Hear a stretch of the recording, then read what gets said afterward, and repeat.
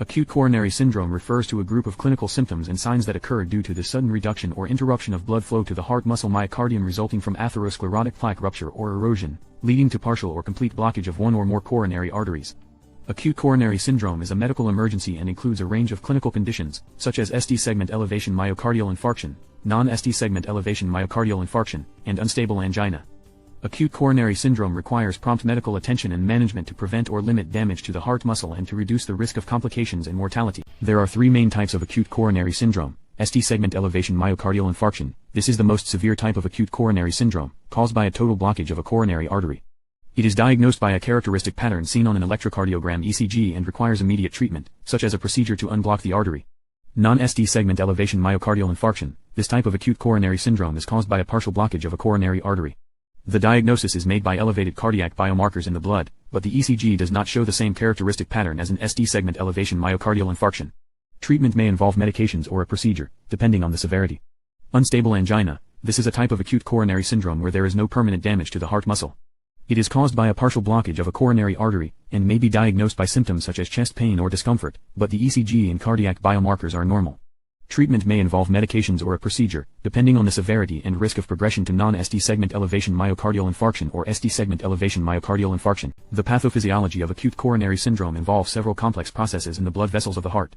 The most common cause of acute coronary syndrome is atherosclerosis, which is the buildup of plaque inside the arteries. Plaque is made up of cholesterol, fatty substances, and other cells that accumulate over time, forming a deposit on the artery walls. In some cases, the plaque may rupture or break open, causing an injury to the inner lining of the artery. This injury triggers a series of events that lead to the formation of a blood clot, called a thrombus, at the site of the injury. The thrombus can grow and completely block the artery, reducing or cutting off the blood flow to the heart muscle. This lack of blood flow can cause damage to the heart muscle, resulting in chest pain or discomfort, or even a heart attack. In addition to atherosclerosis and plaque rupture, other factors can also contribute to the development of acute coronary syndrome, such as inflammation, oxidative stress, and genetic factors. Understanding the pathophysiology of acute coronary syndrome is important for developing effective treatments and preventing future episodes. The clinical presentation of acute coronary syndrome can vary from person to person, but some common signs and symptoms include chest pain or discomfort. This is the most common symptom of acute coronary syndrome. The pain or discomfort may be described as pressure, squeezing, fullness, or tightness in the chest. It may also radiate to other areas, such as the arms, jaw, neck, or back. Shortness of breath. This is a feeling of difficulty breathing or catching one's breath, which may occur at rest or with exertion. It may be accompanied by wheezing, coughing, or a feeling of suffocation. Diaphoresis. This is excessive sweating that may be accompanied by cold, clammy skin. Other symptoms that may be present in acute coronary syndrome include nausea or vomiting. This is a feeling of sickness or an urge to vomit.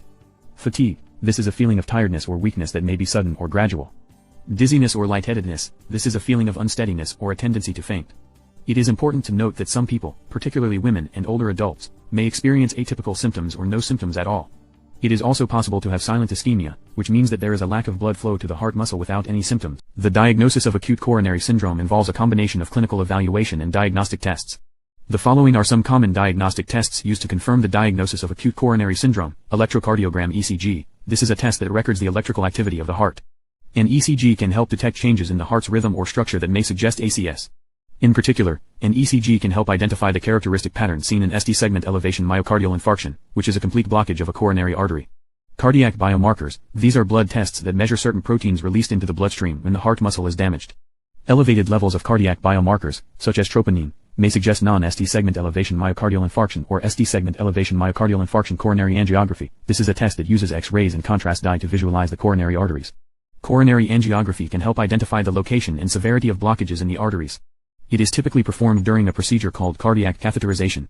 Other tests that may be used to help diagnose ACS include echocardiography, stress tests, and computed tomography angiography.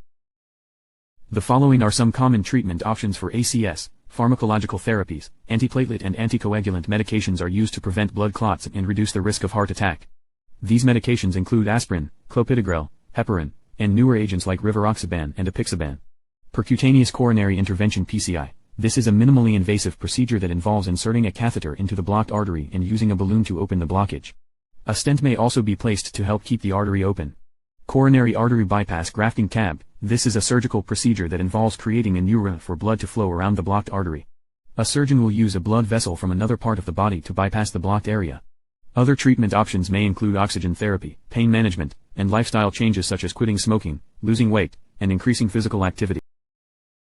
The following are the roles of various healthcare professionals in managing acute coronary syndrome. Emergency physicians. Emergency physicians are responsible for the initial assessment, diagnosis, and treatment of patients with acute coronary syndrome in the emergency department. They play a crucial role in recognizing the signs and symptoms of acute coronary syndrome and initiating appropriate treatment as quickly as possible. Cardiologists. Cardiologists specialize in the diagnosis and treatment of heart diseases. They are involved in the management of acute coronary syndrome patients, particularly those who require further diagnostic tests, procedures, or interventions such as coronary angiography, angioplasty, or stenting. Nurses. Nurses are responsible for monitoring the patient's vital signs, administering medications, and providing education and support to patients and their families. They play a crucial role in the ongoing care of acute coronary syndrome patients, particularly during hospitalization. Pharmacists. Pharmacists are responsible for ensuring that acute coronary syndrome patients receive the appropriate medications and dosages. They also provide education to patients and healthcare professionals on the proper use of medications, potential side effects, and drug interactions. The following are some important points to consider in patient education and follow-up. Lifestyle modifications. Patients with acute coronary syndrome should be educated on the importance of lifestyle modifications such as quitting smoking, maintaining a healthy diet, regular physical activity, and stress reduction. These lifestyle modifications can help prevent future cardiac events and improve overall health. Medication adherence. Patients with acute coronary syndrome will typically be prescribed medications such as antiplatelet and anticoagulant drugs, beta blockers, and statins. It is important to educate patients on the importance of taking these medications as prescribed to prevent future events. Follow-up care. Patients with acute coronary syndrome should receive regular follow-up care to monitor for complications and adjust treatment as needed. This may include regular visits with a cardiologist, blood tests to monitor medication effectiveness, and periodic imaging tests to assess heart function. Importance of early recognition of symptoms. Patients with acute coronary syndrome should also be educated on the importance of recognizing symptoms of a potential cardiac event and seeking immediate medical attention if they experience chest pain, shortness of breath, or other concerning symptoms. Finally, it is also important to provide emotional support to patients to cope with the effects.